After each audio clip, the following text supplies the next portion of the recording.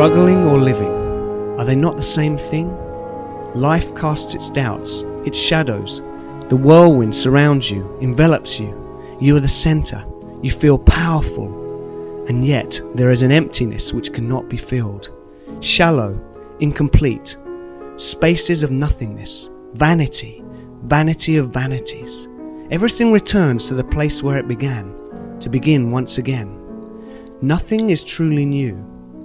In our existence under the sun, nothing is offered which long before has not already been given.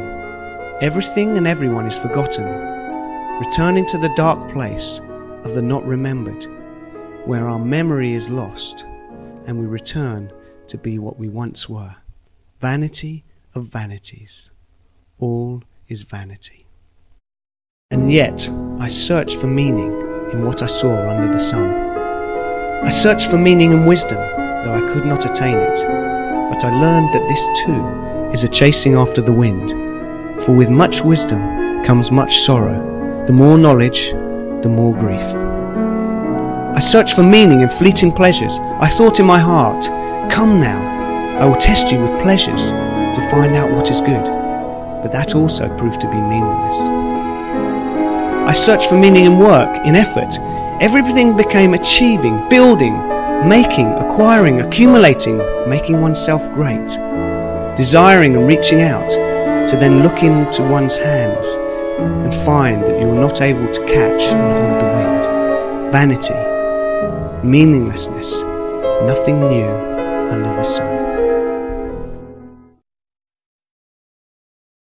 Perhaps there is nothing better than to eat and drink and to find satisfaction in your work, to dare to carry on, to walk in the light as one walks in the shadows.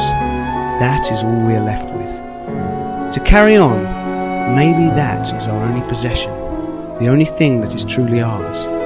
And perhaps to see in the wind that escapes us under the sun that all of this happiness, enjoyment, is a gift from God. Because there is a time for everything, and a season for every activity under heaven. A time to be born, and a time to die. Light and shadow. Sowing and harvesting. Love and hate. Each has its opposite, and each occurs and follows on, inexorably, magnificently, implacably, yet gently. He has made everything beautiful in its time. Are we able to comprehend that eternity has been set in our hearts? Everything has its time. All that is desired under the sun has its time. And I saw something else under the sun, that in the house of the righteous dwelt wickedness, and in the court of law justice was perverted. And so I saw that there is nothing better for a man than to enjoy his work, to enjoy what he has and the means by which he lives. In this moment, now, in the present, that each day has its good and evil, and that he should not enjoy what he does not yet possess, nor fear the evil that has not yet beset him. For who can fathom what will happen after him? I also saw all the oppression that takes place under the sun. I saw the tears of the oppressed, and that no one comforted them. No one comforted them from the power of their oppressors. And I saw how all became a fleeing from failure. Success became the goal, productivity the overriding aim. None were considered friends. All colleagues became rivals to be defeated. To achieve, at whatever cost. The vanity of success. This too is a chasing after the wind.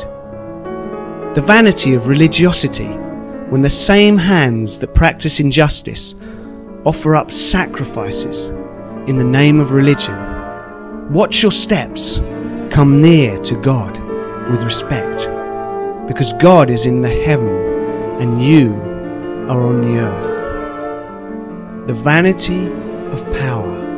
For each one in authority is under authority, and a higher power watches over all. The vanity of riches, for they are like a prison. You possess everything, and yet in truth you are possessed by what you have. Even though what holds you are your own riches, or your well-being, or your fame, you are not free. This too is meaningless. And yet there is a place for happiness, so enjoy what you have achieved through your efforts. You need not renounce being happy, even though it is meaningless. What you have toiled to achieve under the sun, enjoy it, for many are not able to do so.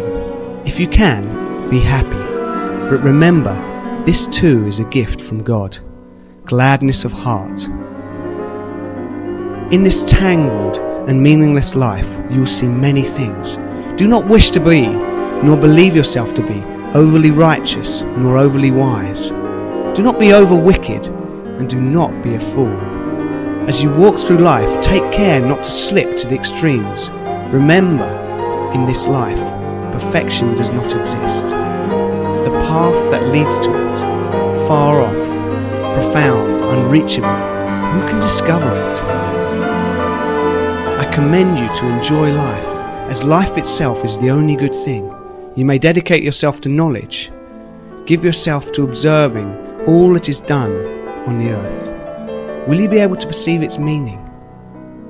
But what happens under the sun will remain hidden from you.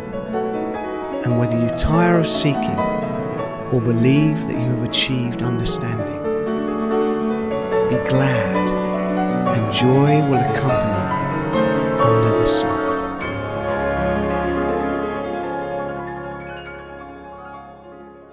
Be happy, young man, and enjoy the days of your youth. Go where your heart and your eyes lead you, but know that over all you do, God will be your judge, because youth itself passes like the wind. It too is meaningless. So remember your Creator in the days of your youth, before the days of trouble come, and the sun and the light, the moon and the stars grow dark, and the clouds return after the rain, before the dust returns to the earth from which it came, and the spirit returns to the God who gave it.